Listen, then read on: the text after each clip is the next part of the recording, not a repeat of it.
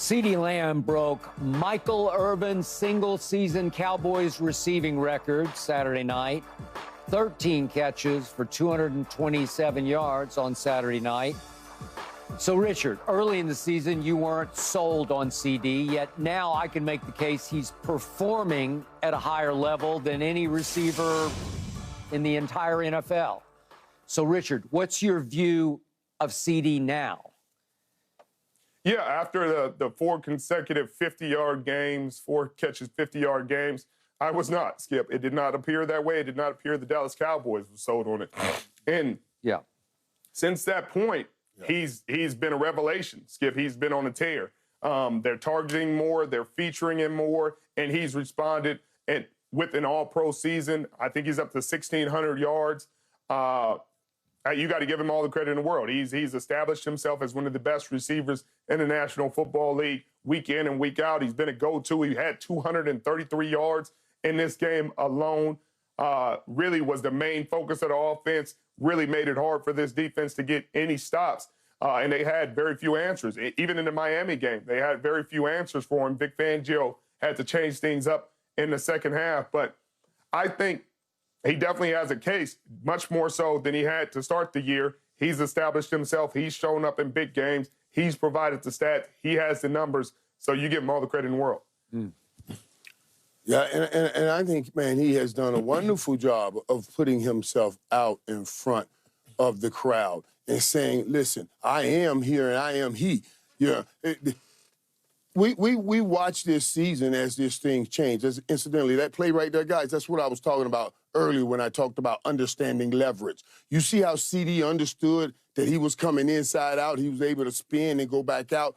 That's just brilliant wide receiver play. That's not only running routes and getting open. That's already having an understanding of what I'm going to do when I catch the ball. A lot of people used to say great receivers, the play starts when they catch the ball.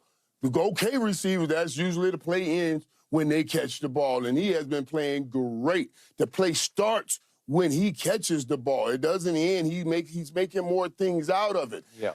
Now, that comes off of them giving him more opportunities. You know what I mean? They're giving him more opportunities. Why did they give him more opportunities? Out of necessity.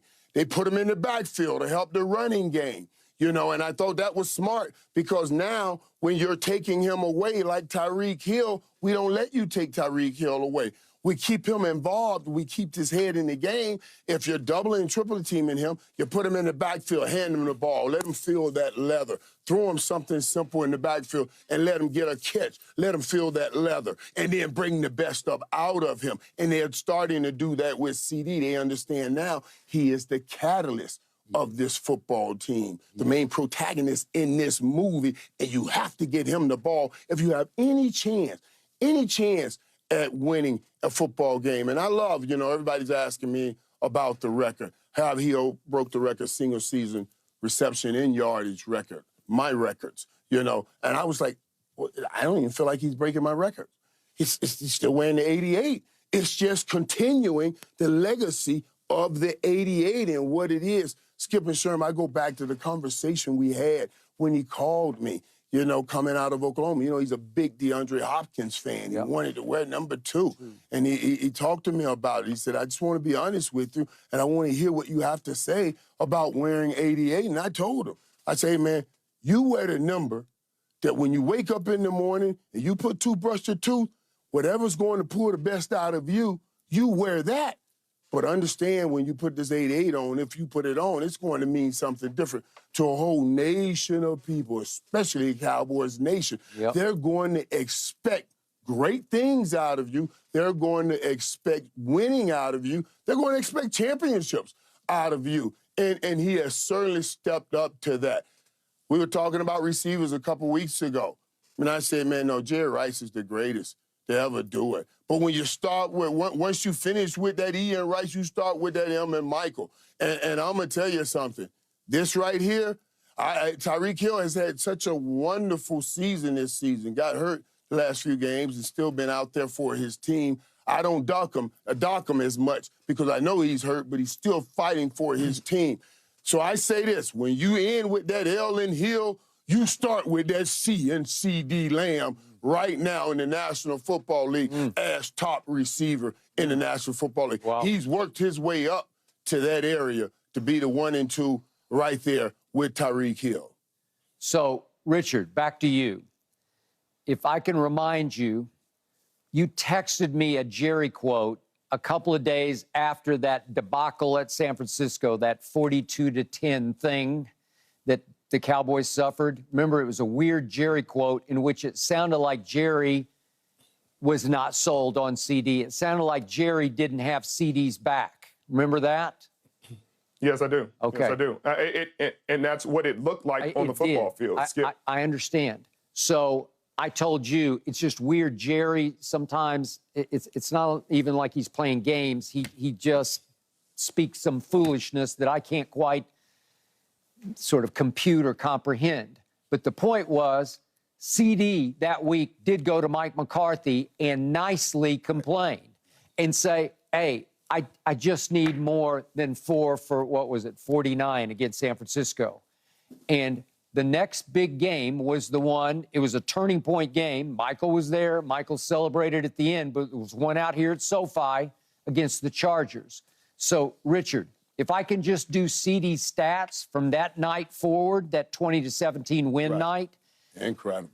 They are off the charts because he is first in targets. This is over the games since then. So it's 11 games. Last 11 games. He's first in the league in the NFL in targets, but he's first in catches, and he's first in overall yards catching, and he's second in touchdown catches with 9 to Mike Evans, who has 10. So he's only 1 behind Mike Evans. So my point is, if you just want to do productivity over the last 11 games, he's in a league of his own.